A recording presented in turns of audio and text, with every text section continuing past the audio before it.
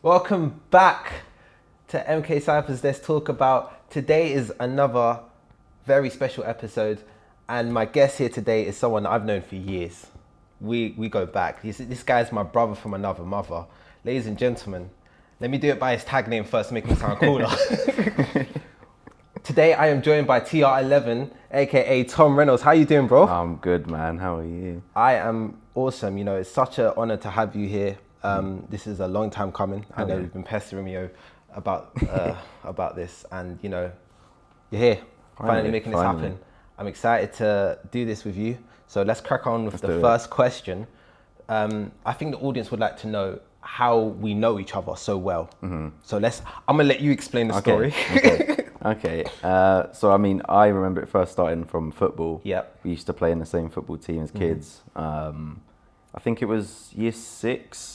Around that time, primary school times, and I just remember us just getting on so well straight away, and you know, playing in the same team. Like I was in goal, you were like on the left, so like you know, it was fun, and I was captain as well, so I could boss you around for a bit. You know how it is, and but then I think it really sort of like took off when that was the time when everyone found out what school they were going to. Yeah. We were all asking each other, and then me and you obviously ended up asking. We both end up going to the same one. And it was just like, I just remember the excitement. And obviously that carried on through to secondary school. And, you know, we just became better and better friends as time went on. And we, you know, I just want to state that we didn't go to the same primary school. This was just a football side hobby. And then I ended up moving all the way to, I'm not going to say where I moved to, but I moved closer to the school. Just to get in as well, and find out we went to the same school. So yeah, we literally just became brothers. And you know, I've been to your house plenty of times. You've been to my house plenty of times, and you know, and we've had such great memories together as well. Growing up, seeing you develop has just been honestly amazing, because you know, seeing the person you've become, not just career-wise, you as yourself, you're actually a really great person, bro. So I commend you for being the person you are. As well, as same for you. You know, again, stop it. No, it's the thing of like, you know, just growing up and you know, seeing friends develop with each other. It's one of probably the nicest thing to see. Like, you grow up with someone from a kid, you see them go through, you know, some horrible stuff. You know, like with certain people, and just seeing them come out of it a much better person is always like the nicest thing to see. And you know, even through our sort of hardships as well. Like I remember, it wasn't just solely football focused. You know, we've both actually developed and gone to our different careers, and we both said this to each other from day one. I remember this, and to see it actually work out for both of us is absolutely amazing. And we'll touch on your achievements soon, because you've got some outstanding achievements, bro, if I must say so myself, because I have to big you up, because the world doesn't know how awesome this guy's gonna be. This guy's gonna be generational, and I mean that from the bottom of my heart. But you'll see when the time is right. So again, we went to the same secondary school, grew up, all different hardships and whatnot. So how did, again, passing this on to you, our relationship still hold true to this day after school? I think a lot of it is to do with, you know, have to do the same humor kind of thing. You know, I know we have this very much the same humor, and in that respect of like you know, we understand each other so well. Like we know when to make the right joke, or like to be serious, and like when you have that connection with anyone, I think it's important like to, you know, when's the right and maybe not right time to act, you know, in a certain way. And again, just understanding that, like, more so I think in recent years, where at least for myself, I've become a lot more understanding of people having, you know, different lives. It's just like, you know, knowing that we're both on our own journeys, and sharing that so I suppose love and achievement with someone else, in this case you, is like it's nice because you can share that with others, and that's what life's about. I think we've always just been there for each other, and again, seeing how we've developed as well, like any sort of achievement, we've always been there to lift each other up and celebrate each other as well. So I want to sort of tap in more about you as a person and your sort of beliefs as well, because you know there's people who do a lot of great stuff and whatnot, but some of them are not nice people. Yeah. Now with the stuff that you do, right? So you are a producer. You make your own beats. Brilliant beats, by the way. Brilliant beats, by the way. Let's start there. Let's start on the beats. So how did that come about? How did you sort of wake up and one day was like, you know what, this is what I want to do for the rest of my life? I think it first started from when I was, again, a kid, and my mum, you know, I suppose I should say parents. My parents wanted me to learn an instrument, and because my uncle plays guitar and has played guitar for years, they thought, you know what, we'll get him on that. So it started mainly from there, you know, going to lessons, doing like mini gigs with my music teacher. And then as it got to 15, 16, I started trying to do a bit of songwriting, which at the time was a passion of mine. And bit by bit, I sort of discovered like GarageBand on my iPad. And I thought, oh, I'll give it a go. I listened to that type of music, like, you know, rap and hip hop and stuff. Tried making my own beats. Of course, at the time, I think they're great. This is fun. You listen back to them now, they're not so great. But I mean, the thing I like about that is you see the progress kind of thing. Yeah, like it's you know, it's important to make those, you know, so-called terrible beats because you learn how to then get better. You got to start from somewhere.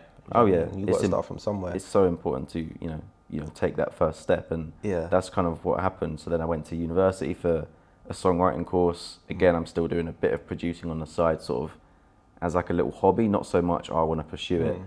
And then something just clicked. I was just like, do you know what? I actually love producing. I love making beats. It's so, I feel so much more creative than when I'm personally doing songwriting. And that's when I took the decision to drop out, to focus on it. And I feel like I can safely say it's probably the best decision I've made. So now I just want to touch more on that, you sort of dropping out of university because you're following your passion. And when regards to following your passion means you have to make certain sacrifices and whatnot. Some sacrifices are easier to make than others, right? Let's state that. But you know, again, dropping out of university, I can imagine, which a lot of people have, a lot of people want to, a lot of people are scared to or whatnot. But what was the decision behind it? Was like, again, you said you wanted to focus more on it, but like, what was it? You just wasn't happy enough, or do you just want to do it more? I think the main thing for me was wanting to do something that I love. And, you know, I didn't hate songwriting, but it didn't feel like it was necessarily right for me. I still like to play some of my old songs with guitar and, you know, because I like them, you know, but I felt like that career path wasn't for me. And the most important thing I feel in my life is doing what I love most, you know. And, you know, yes, that's a big decision to drop out, but if it meant I would end up doing something that I'm passionate about, I don't have a problem with doing that. It's important to, you know, take those steps and, like you say, make certain sacrifices in your life that, you know, and I think big. That's brilliant, because you actually chose happiness first. And a lot of people are stuck in a place of unhappiness, or, you know, they want to do certain things to make them more happy, but, you know, they're scared of the consequences or whatnot. You took that leap of faith. Seeing how that's rewarded you in ways we will now start talking about, because I know you've been bugging me to talk about this, to see how this is now rewarded. Tell them what you've done. Tell the audience what you've done. Well, I mean, I'm still not a super known producer, which obviously for me is fine. Yet, of course, yet's the big word.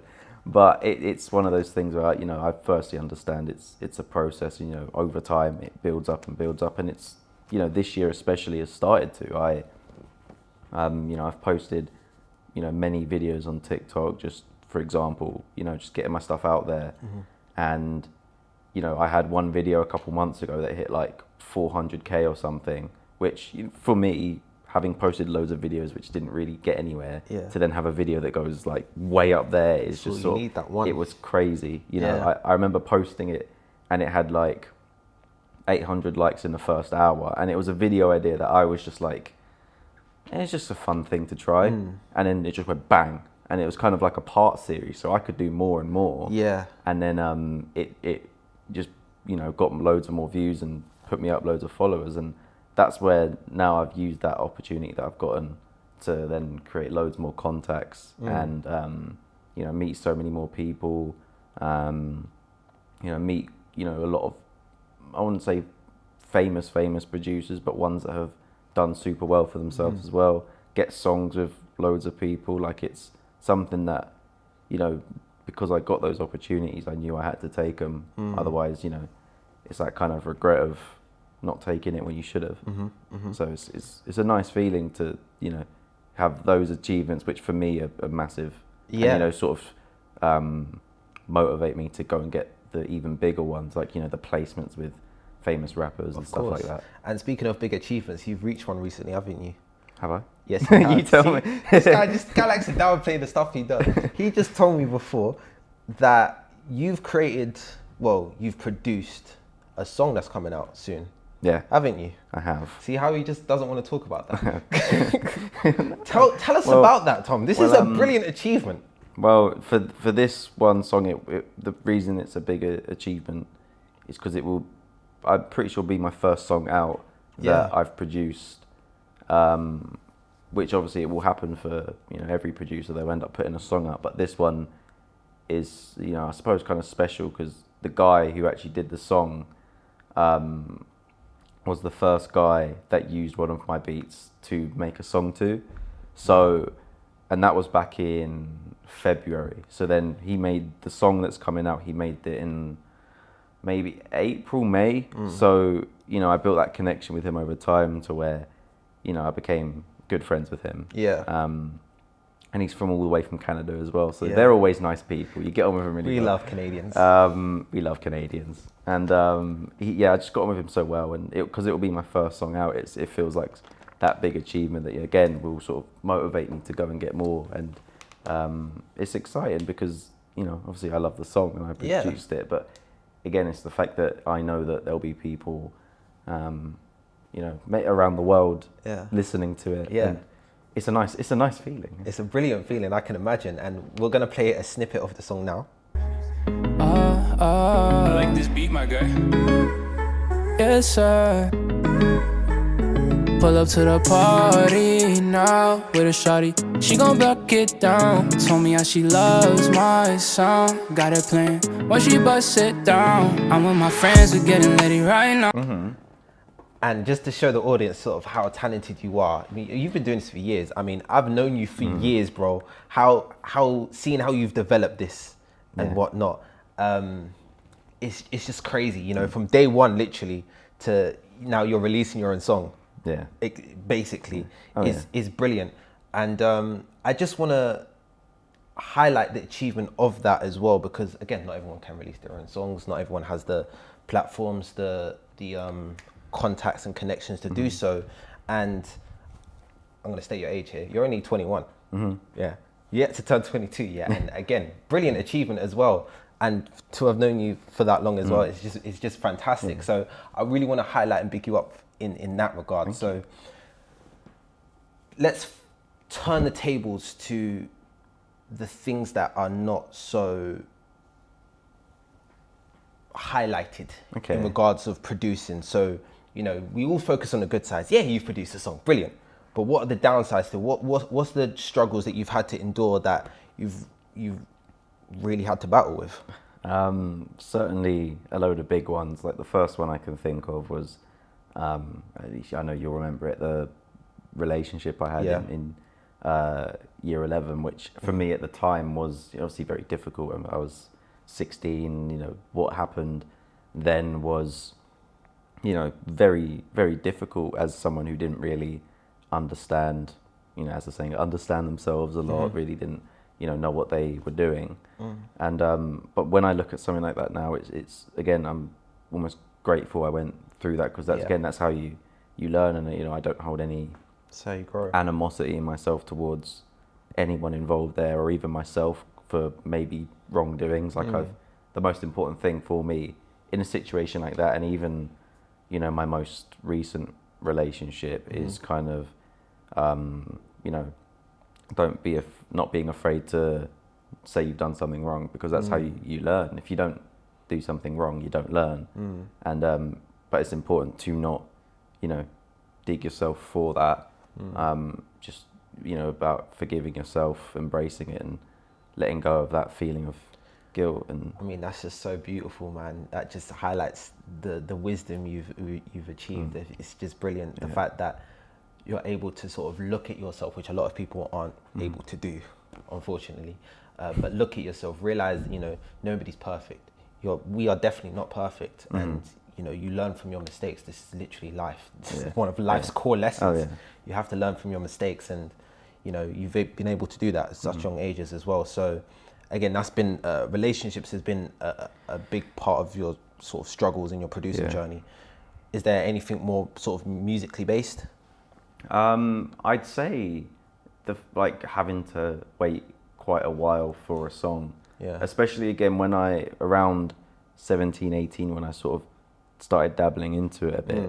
I'm thinking like, I could, if I post this and then these artists will see it, kind of thing. Like, again, I'm being a bit naive, maybe is the word, thinking like, if I just post it, they'll likely see it, but like almost expecting too much, which isn't a bad thing when you're setting goals, thinking like, in a couple of years I want to achieve this, but being almost like realistic with it is something I wasn't, and I sort of didn't start doubting myself, but it was that kind of thing where you're thinking, this is going to happen, this is going great, some people like it, but again, sort of just having to wait a while for a song at the time was, annoying for me then, but whereas for me now, I just understand it's part of the process, and it will take time, but that's where it will pay off eventually, and that it's starting to. That sort of leads into my next question, because when you're someone doing a lot of great things, there will be these people called haters, and haters are in abundance, and they are devious, envy. They don't want to see you win. They will try and say all sorts of things that hurt you and your feelings. How, if you can explain to the audience, how do you personally deal with haters? I don't care about them. So it's simple. It's not so much to be like an F you kind of thing back to them, but it's like I know that when people hate, it's not my problem, because there's no reason in life to hate. It's not a positive thing to do. So why would someone do it? They do it because it's their problem. They see you as someone they may want to target, or they might think less of you, so they start to then say things about you or to you, whatever it is. But I know that I'm not a bad person, or I haven't been to certain people, for example. So why should I then care about them? You know what I mean? So if they're then trying to bully or pick on or say things about me, I'm just like, okay, like it doesn't matter to me what you think. So I just don't pay it attention. It's almost weird to speak about it, because if these things happen or have happened, I just carry on what I'm doing. I just get on with it. Like if I were to see a comment like, this is terrible, give up, this music's awful, I'd just be like, okay, and carry on making a song. I don't need to listen to it. I remember we had this conversation, I always look at haters in two ways, right? One, if you're getting more haters, you're doing something right. Yeah? Because people don't just hate on you for no reason. Right? There's someone that wakes up with the energy that look at you and go, oh man, this guy's going to do a song on Spotify and whatnot, and I'm mad because it's an actual banger. Like, do you know what I mean? And that's a focus on energy into something negative to try and project onto you which is just funny because you don't even really acknowledge it. Do you know what I mean? And I think that's a beautiful way, because a lot of people allow that negativity to get to them. Yeah. And you don't pay it no attention. No, and it's sad, I suppose, to see those people that let it get to them, because it is hard when those people, you know, say these things and sort of target you, you know. And again, that's one thing I did experience in school with certain people. So to be where I'm at now in terms of understanding, they're like, okay, if this person or if someone's gonna say something, it's just them projecting, and that's their problem. If they have a problem with me, and I know I've done nothing wrong, because like I said earlier, it's important to, you know, look at yourself and say, have I made a mistake? But if I know I haven't, and I can very quickly analyze that, then it's like, okay, this is just their problem they're dealing with, so I don't need to. There's something going on within that person. So I just don't need to worry about that, because again, if I know I've done nothing wrong, let them deal with their problem about me. Like, it's not for me to care about. That's a brilliant way. And to sort of end this off on a lighter note, what's next for you? Still music. It's still music, it's my passion, and it's something that, again, I've worked on for so long, and like we said, to see it start paying off this year is massive. And you know, I feel obviously I can pay many thanks to someone like you, for example, for being there. Oh, stop it. You know, all the people that have been there since, and especially the guy I do have the song coming out with, YESSIR. Like, you know, I don't know if you'll see this or not. I might end up sending it to you, but it's something that because again, he's the person that had my song or used one of my beats first. It's that kind of thing you hold value to, because that I didn't start doubting myself then, but it's like, wow, this is really starting to pay off, and you know, it's nice. So I always have love for someone like him and you, and you know, those who do support, because that is important. That is important. And like I say, those that hate, you just don't pay attention, and those who support, you know, focus on the positives. Focus on the positives, exactly. You have to remember that we used the beat first. Yeah, and oh yes, I forgot to mention this as well. How could I forgot to mention this? If you're wondering, at the start of every intro to this show, where this beat has come from, Mr. Magic Man's right here has created this beat as well. Yeah. So again, a brilliant achievement to have your work constantly played and people wondering, oh, who is this? Like, a lot of people message me about, oh, who is this? And whatnot. So that leads me to my last question, is what is the impact or legacy you would like to leave in regards to you, yourself, and your music? I think if I'm thinking of a sort of legacy now that I'd like to leave, it's just, again, it's very simple and maybe cliche, but just do what you love, kind of thing. It's because that's what's been so important for me, again, in, like I explained, with dropping out and some of the sacrifices I've had to make. The most important thing out of all of them is I've done what's important for me and what I love, and I'm, again, happy where I'm at. I've got no regrets. So that's, again, something I'd like to leave for everyone, to have them know that, like, you have to do what you love, otherwise you start living life for someone else and stuff, and it's not fun. So do what makes you happy. Do what makes you happy. Tom, it's been an honor. Thank you so much, bro. Thank you, bro. I appreciate you so much, man. It's been an honor. I love it that I'm able to sort of bring my people on and have them share all of the things that make them happy, all of the things that they are doing. And, you know, I'm so blessed to be surrounded by amazing people who achieve a lot of great things that inspire me as well. And they're actually great human beings as well. Guys, we'll catch you in the next episode. Thank you so much for watching. Make sure you like and subscribe. Bye. Bye. Bye.